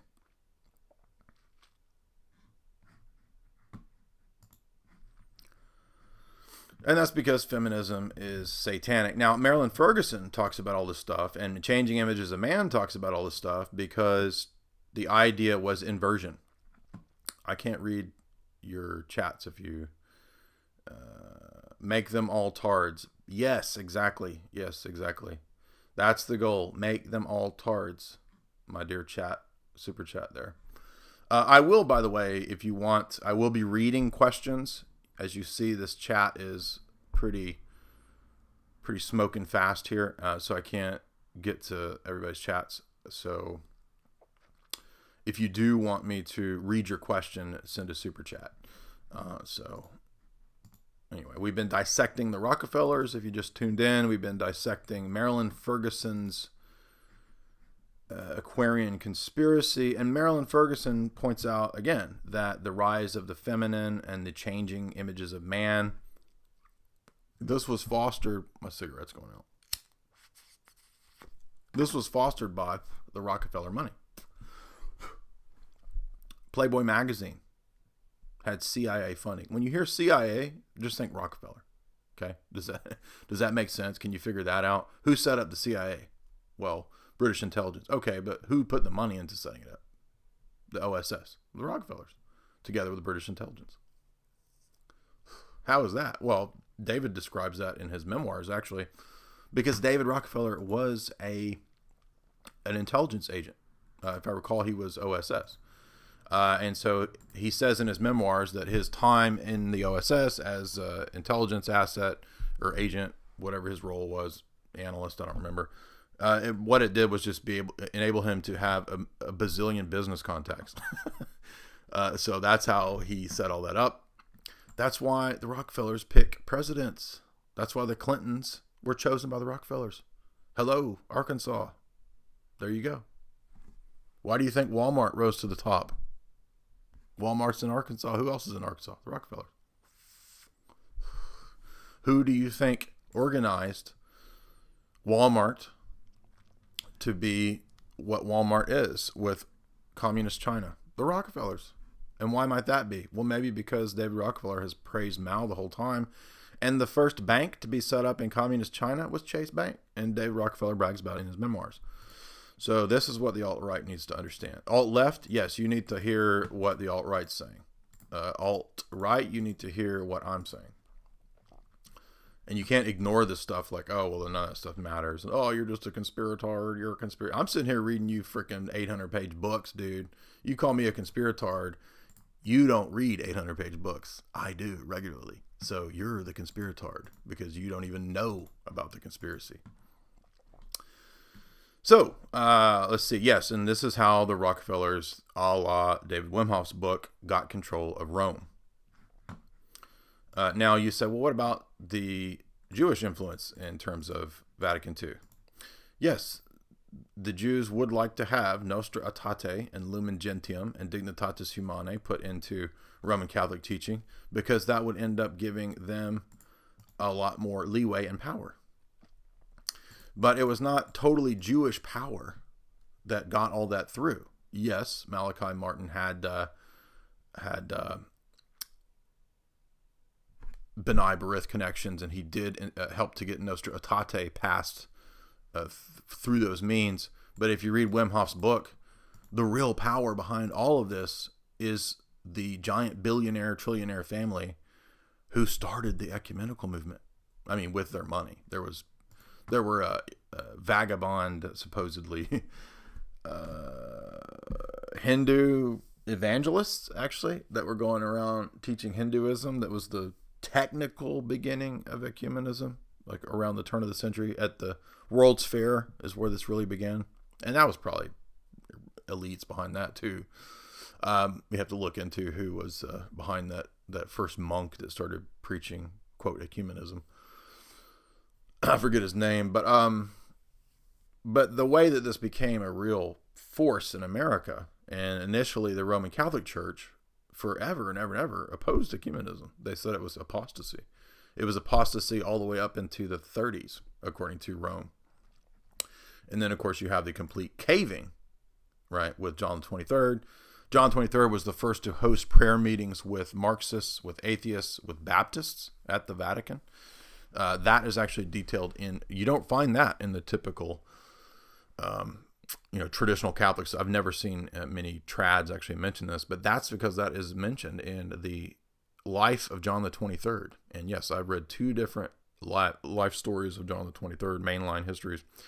And he was really the pioneer of the inter-religious ceremonies at the Vatican. The first acceptance that I'm aware of globalism is, I think, Benedict the 15th. the previous Benedict, he was the first to cave to saying that he was a supporter of the League of Nations. So that's your first caving that's mentioned in the History of the Popes by Jan D. Kelly. It's mentioned on EWTN's History of Him. So I'm not making that up. So Rome started caving politically, geopolitically, with Benedict the 15th, the time of the League of Nations. And so probably the Rockefellers had him roped in by then. You do see some a resistance after that, a little bit by some of the popes. After Pius XII, the resistance is gone. It's all downhill, and now you got pro-gay Frank. So even the normal trads, I was happy to see this. What's that guy's name? The Remnant, Matt, whatever his name is. The Remnant puts out this video, and they're like, okay, finally, we admit Pope Francis is a heretic. I used to be thrown out of Roman Catholic churches, Society of St. Pius X. I was thrown out of a Society of St. Pius X church one time because I said that when they make John Paul a saint, that you can't reverence him as a saint. And the SSPX, I'm not joking, they threatened a lawsuit. They threatened to put me in jail if I ever came back to their chapel. This is the SSPX in Memphis. Or excuse me, this is the SSPX chapel in Nashville. Threatened to have me arrested for saying that. I'm not joking, they threw me off of the grounds and pushed me out of the building. I'm not kidding. And guess what? Who was vindicated? Old Pope St. John Paul the Great, isn't he? Isn't he now? Did I get any apologies from the SSPX for saying what would happen? No. They said, you get out of here, you lunatic. John Paul will never be a saint. Well, guess what, SSPX? John Paul's a saint. And Nick wonders why I might have some animosity towards trads. Because you people are a bunch of queers, that's why. Pathetic cuck trads. Pathetic. Trying to have me arrested. Give me a freaking break. Now you all have eggs on your face. Yeah, isn't that right? SSPX Nashville. Egg on your face. I wonder if these people, are they reverencing John Paul, by the way? Like, is that a way to sainthood? Is the SSPX, are they pro ecumenism now? What a joke, man. These people are so dishonest with themselves. And that's the thing, is the anger is not actually at me, what you eventually realize. The anger is actually at their leaders. And so they're mad at the people that tell them the truth. And so then they take it out on the people telling them the truth, right? But, let's go read the book of Jeremiah. What does Jeremiah say about idolatry? And guess what? Jeremiah says that, I've been reading Jeremiah lately, is why I bring this up. Jeremiah says that evil is inversion. He says that when everybody in Israel had turned themselves over to cannibalism and human sacrifice, the pagan religions, he says that you call evil good and good evil, and that is the root of your problem. And who is more double-minded than the Society of St. Pius X and the Catholic trads who call the Holy Father both holy and evil? Interesting. Holy and evil at the same time. No super chats. Nobody wants to give me shekels here.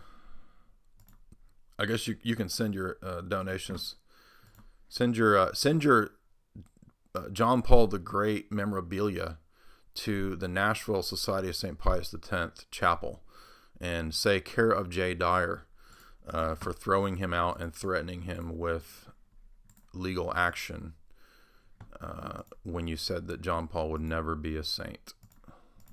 You see, I'm always vindicated. That's the thing. Like, I'm constantly vindicated. I'm not bragging, but I've done this for so many years, and I have seen so many haters, people coming after you, trying to do crap, and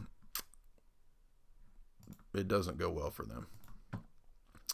So, where were we? Telling old stories. Why I get mad at the mad trad. So, another tie-in, as I mentioned in my Gnosticism talk, is that Elaine Pagels, when she published all her Gnostic crap, she got the entire establishment supporting her book, Gnostic Gospels. Now, come on, people. All these people that have argued with me about Gnosticism, why do you think that UN and UNESCO and the entire media print establishment and the New York Times and every giant book review place would give Elaine Pagels $1 zillion of free promotion? Why do you think they would do that if the system is afraid of Gnosticism?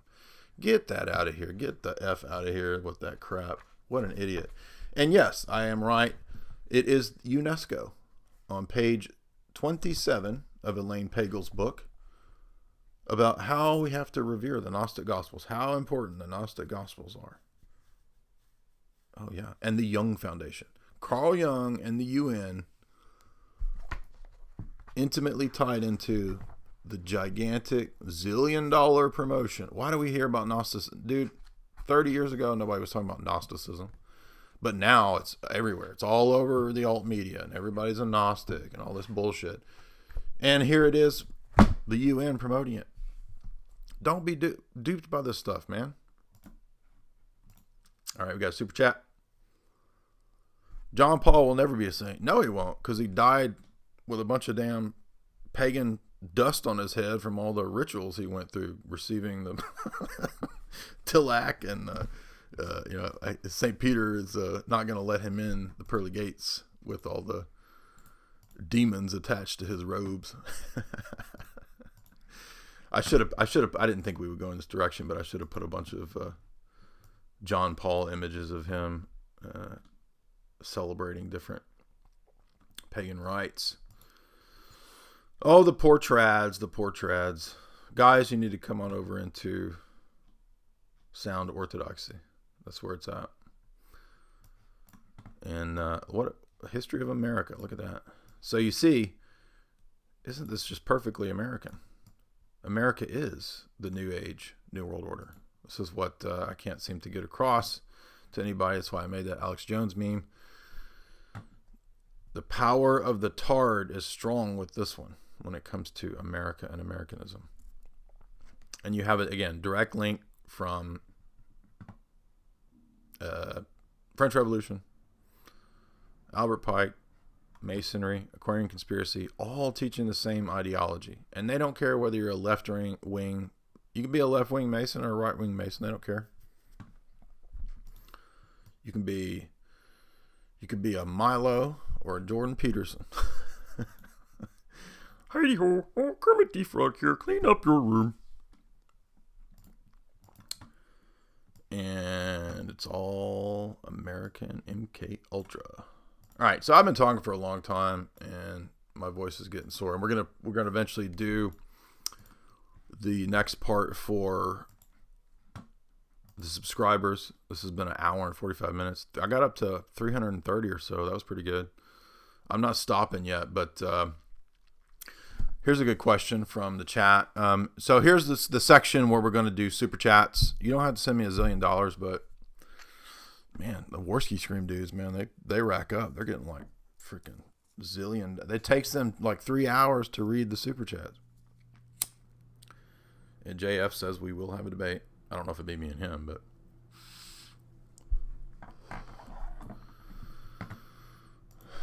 you were forced to sing Aquarius by Fifth Dimension. Is that like a boy band? Fifth Dimension? I don't know what that is. New Age chorus. Yeah, I know. I went to a New Age elementary school, man. I know about it. I was put into it because I was a smart kid. What about the mainstream famous of Heidi ho, clean up your room. I am here to tell you the very obvious things that your parents told you that you didn't listen to. I need to come up with some new JBP material. It's getting old. Yes, I am smoking cigarettes like a fool because I have to deal with a lot of things that you normies don't deal with. So anyway, super chat question time, Q&A,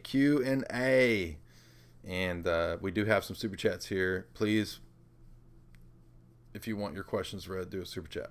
So the first one is, what is the difference between Platonism and magic? Great question. It really depends on what Platonist you're reading. If you were to read somebody like Roger Penrose, who's a modern Platonist, there doesn't appear to be much magic in Roger Penrose. It's very mathematical, it's very technical, right? Very philosophical. If you read Iamblichus, it's all ritual magic. If you read Plotinus, it's not really ritual magic, it's more of a contemplative, sort of meditative, seeing your way out of the trap of this life type thing and returning to the one. Your soul has to, leave this body and ascend back through the spheres. So, again, the distinction between Platonism and magic is only as strong as the Platonist himself.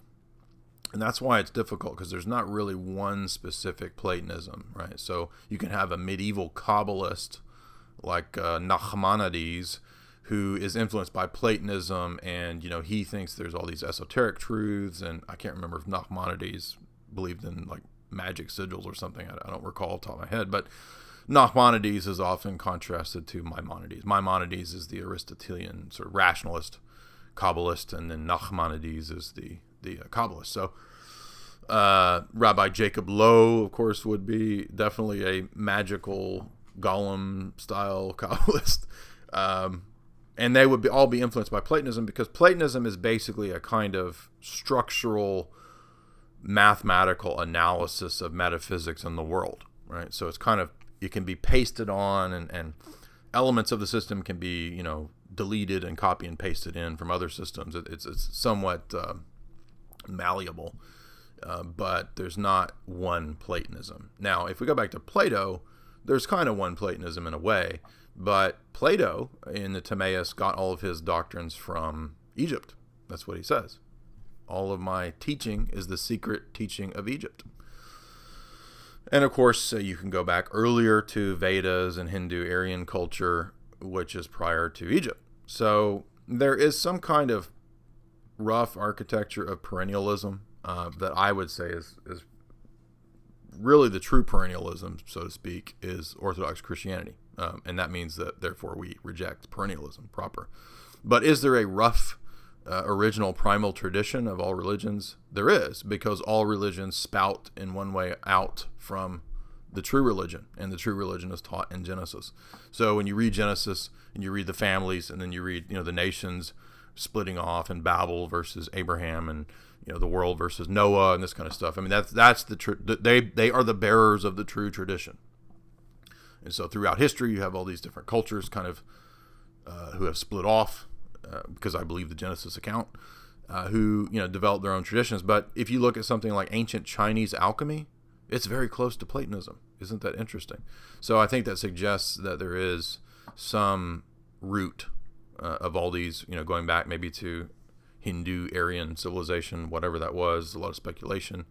But you do see these basic principles and structures in the Vedas. And so even the Pythagorean theorem, people have shown that even this is present in a certain way in ancient Vedic texts. So that's a kind of a very involved, difficult question. But Platonism both is and is not synonymous with magic. And many Platonists became rationalists and rejected all ideas of magic. So if you're in the rationalist tradition, and even Plato himself, many people argue, is a step in the rationalist tradition, because you get two different ideas in Plato. You get the idea that the gods are actual gods that you should sacrifice to, but actually no, they're just representations of forces, right? So the gods represent numbers, or they represent forces in nature, right? Like reason or wisdom or something. So, there's not one Platonism. There's not one magical Platonism. And this is one of the problems with the Hermetic occult stuff, right? How do you trace the origins of it? There's not really one Hermeticism. There's not one. If you look at Crowley just lifted a bunch of crap. He just borrowed a bunch of Eastern stuff and mixed it with Western ceremonial magic. So there's not one tradition that you can, the Golden Dawn, come on, that's a bunch of guys in costumes, pretending like they have this great tradition. And the Masons do the exact same thing. They're pretending. They're wearing costumes. And that's why the higher levels of Masonry it gets into either atheism or some kind of Luciferianism, right? And that's what I've been trying to show you with these characters. So anyway, that's the 2 super chat. John Paul will never be a saint. Another super chat. No, he won't. Any more super chats? I'm going to call it a day. Any more questions? I can look at a couple here in the chat. How many dimensions is God? God doesn't fit into human categories such as spatial and time relations. So dimensional categories don't apply to. Crowley was a LARPer. Yeah, Crowley was, because he was an actor, and he was opposed, or he was an asset of MI5. I have an interview with the guy who wrote the book on that, Dr. Spence. You can find that on my channel, and you can see that very very clearly Crowley was a showman. Now, I'm not saying Crowley didn't engage in ceremonial magic and didn't do drugs and contact entities. To some degree, he probably did, but he also souped up his stuff and ripped off a bunch of things. So, next super chat: God hardens Talmudic hearts to oppose the church. I would say so, ultimately, because the New Testament is very clear about the relationship of the veil. If you read Paul in 2 Corinthians 3, that there's a veil that lies over the heart of those in the synagogue that read the books of Moses and don't see Christ there. And why don't they see Christ? Well, because in Judaism, you don't really have a direct reading of the Torah. And it's not, Karaite Judaism, come on, that's like nobody. There's like 500 people that believe that. Normative Judaism in all of its forms is mediated through the rabbi, mediated through the Talmud. The Talmud takes precedence over the actual texts of the Torah, the law, and the prophets, because you're not able to figure this out on your own. You have to have the oral tradition of the rabbis. Jesus talked about this, right, to the Pharisees. That same principle is still there in rabbinical Judaism. And so, I don't think that it's just like the Talmud itself doesn't have this ability to harden your heart, but it's rather that the institution of that religion is interpreted through that lens of the Talmud. And so you can't really, but it doesn't make sense, because I actually was having a debate with a Hasidic dude a few months ago, and I was asking him, I was like, do you believe that like there's an objective truth or not? And he was like, well, there is, but different. You only go by what the rabbi that you ask the question tells you to do. So, but I was asking the question, like, well, but you admit the rabbis can be wrong. So if you're trying to figure out what's right or wrong in some issue, and you admit that rabbis can be wrong, but you have to go by what the rabbi told you, and you don't ask another rabbi, that doesn't make any sense. It's like there's not an actual,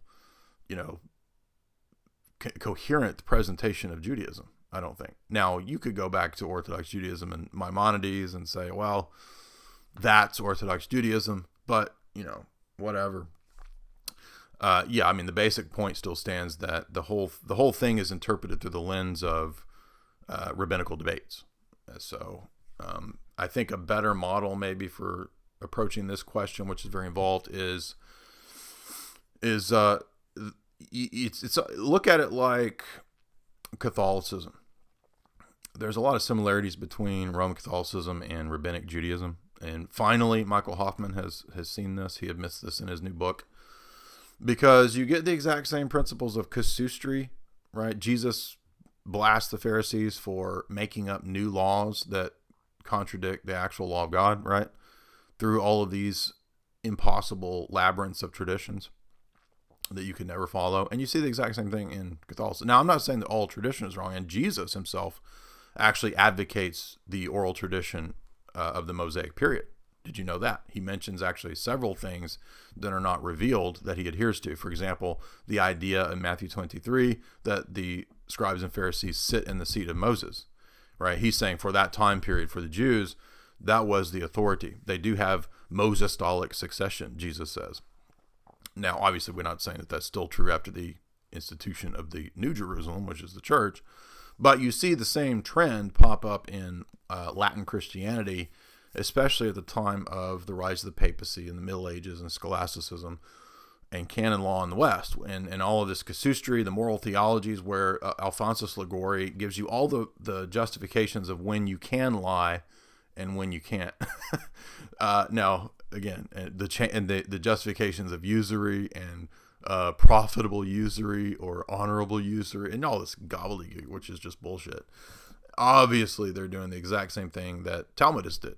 So if you want to understand, so how would we understand the limited revelation of Judaism in terms of the Talmud? Well, even within the Talmud, you have the entire Torah there, right? The verses are all there. So it's not like every single thing that is stated or looked at is necessarily false, because it includes the Bible. But it has all these glosses on it, right? So it would be like trying to make sense of Christianity by reading only papal letters and encyclicals, right? From an Orthodox perspective, you would be very confused.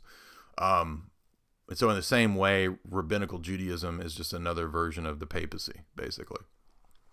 But your local rabbi, I guess, is your pope. You don't go beyond him. I mean, he could tell you all kinds of crazy things, and it's neither wrong nor right. So it ends up being relativistic, ultimately, is what I got from the debates that I've had with people in that perspective. And I would just say that how can this religion, on the one hand, be true and be completely relativistic? And most Jews that I've ever talked to, which is not a ton of Jews, but I don't know, 10 maybe, they tend to have a kind of relativistic view of things, right? Well, we have, morals for us, and then there's morals for everybody else. But now that might have been true for a time period, with when you were living under the Mosaic period. But even in the Mosaic period, and this is what I couldn't get any of the Jewish people I've debated with to admit, was even during the Mosaic period, the Gentiles are held accountable for the basic moral law. I mean, the prophets often talk about these wicked nations. How could they be wicked nations if they aren't following the basic moral law, right? 10 Commandments. The 10 Commandments is a reflection of the natural moral law, right? We understand that in Orthodoxy in a somewhat different way than Roman Catholics, but somewhat similar. But anyway, so you get this kind of, God allows the Jews to have this law and then doesn't care what Gentile views are. But I mean, there's countless places in the Bible where, there is a concern for what the rest of the nations are doing. I mean, the whole purpose, according to Deuteronomy, of giving of the law was so that the nations would see, right? Israel was supposed to be an evangelistic thing, but they failed at that task. The nations are supposed to see the wisdom of the laws that the Mosaic tradition had, and then be converted to the true God. That's what Deuteronomy says, right? Read the first few chapters of Deuteronomy. But they failed at that task, and so that's why, of course, the fulfillment of all the prophecies is the church. So, anyway, that's a long-winded answer to Talmudism, but yes, any kind of thing like that, it can be an idol, right? The traditions of the rabbi, the traditions of Alphonsus Liguori. It's like when I would go to the SSPX chapel, and I did that for many years, and I started realizing, like, these people don't even know what's in the Bible, but all they do is pray the rosary. It's like the rosary is like an idol to these people. I'm not joking. It's like they don't know anything about the actual theology, and they didn't even care about the actual teaching of Vatican II. All they cared about was having a Latin Mass. And it's like, well, why don't you just go to the indult? Like they don't care, right? If ultimately, you have to be Catholic to be saved or not. What they care about is just give me mo Latin Mass, and that's all that matters. Well, how many times does God say, I don't care about your rituals, dude? If you don't have your heart right, and this is true of any religion, right? This is true in Orthodoxy, right? If you go to all the divine liturgies you want, if your heart's not right, you're wasting your time. So anyway, giant encyclopedic tomes that you master can be an idol. Right? And I mean, it's the same for me, right? I mean, if I worship the church fathers and having read thousands of pages of church fathers for 13 years, that would just make me another idolater, right? So I'm just worshiping my own intellectual understanding of the church fathers, which is stupid. All of that stuff gets you nowhere unless you have the right heart motivation. And so, yes, the impediments of religion can definitely harden anyone's hearts, whether they be Talmudic or whether they be Alphonsus Liguori or whether they be the Vatican bankers or whether they be Daddy Rockefeller and the ecumenical movement, whatever. Because the root of man's problem is idolatry, right? It's the pride of Genesis. It's the pride of the fall. And that's all of our problems. We all have the same problem. We all have the same self-referential ego problem of worshiping ourselves, our passions, hedonistic desires without self-control, right? The bodily desires are not bad in themselves. We're not Platonists. It's that they need to be controlled, right? Because if you don't control yourself, you'll be out of control and you'll kill yourself. I don't mean literal suicide. You might commit suicide, but I'm saying if you don't have self-control and you're doing freaking meth, then you're going to die, right? So that's the whole point. The point of the religion, which all these idiot atheists act like Christianity is a religion of slavery. And then all these atheists are a bunch of fat asses who, drink Coke all day and eat garbage junk food and can't get a girlfriend, and they're, arguing on Facebook all day and Reddit. And they think Christianity is, you're spending 8 hours on YouTube watching Amazing Atheist? You're a slave, dude. You didn't get free by leaving the Baptist church. No, and I understand. Western Christianity is an atheism factory. I will be the first to admit that. But anyway, thank you for today's chat. This was a lot of fun. The second half will be for subscribers. We're going to go more in depth into the New Age, the Rockefellers, and the revolutionary ethos, and how things like the Esalen Institute plays a huge role in this whole idea of globalism. Thank you guys for listening, and we will have more fun. Folks, it is just garbage, folks. Unbelievable garbage. I had a request from our good buddy John Adams there in the chat to do the garbage Alex Jones voice. And and people are asking about the debate. Yes, I still don't know if Amazing Atheist will do it. I don't think he will, but I think that JF means it when he says it. JF says we will have a debate. He says after the 27th. What is today? 25. So 3 more days. I'm going to send JF an email. I think it would be cool to debate JF. I don't know if he'll do it. I'm not saying he's scared or anything, but he doesn't. His whole thing is biology, which is cool. But I don't know if he'll do an atheist debate with me. If you want to watch Hollywood Decoded, you have to subscribe to Gaia. I don't own Hollywood Decoded. It is Gaia's property, or Jay Wiener's property, or whoever. It's not mine, so I can't get you into Gaia. But so it'll be Amazing Atheist, maybe JF, or maybe they'll find some other dude. Styx and Haxon, Stuxnet Hammer did respond to me in a very cryptic way on YouTube, or on Twitter. So I don't think it'll be Styx. He didn't sound too interested in debating. Don't debate JF because he's too anti-atheist. He won't allow for a single argument. I haven't watched any of his religious debates, so it probably won't be him. I mean, he doesn't know philosophy at all. They were he was having to look up what empiricism meant on a stream, and people think I'm making that up. No, I heard him do it. They were like, and I like listening to JF's debate. He's a very talented debater, but he reminds me of Inspector Clouseau. So he's like, I will have to look up this question. You are asking me what is the meaning of the empiricism. It doesn't sound like something that I want to give up. I will, for the moment, keep this in my repertoire. I couldn't pass up doing a little bit of Inspector Clouseau impersonation there, but the alt-right Inspector Clouseau. All right, thank you guys. We're done. And subscribers, we will have part 2 up in the next few hours. Peace out, all you Jay's Analysis nerds. Thanks for listening, and thank you for the super chats. 4 or 5 people that sent. Much appreciated. Have a good Sunday. God bless.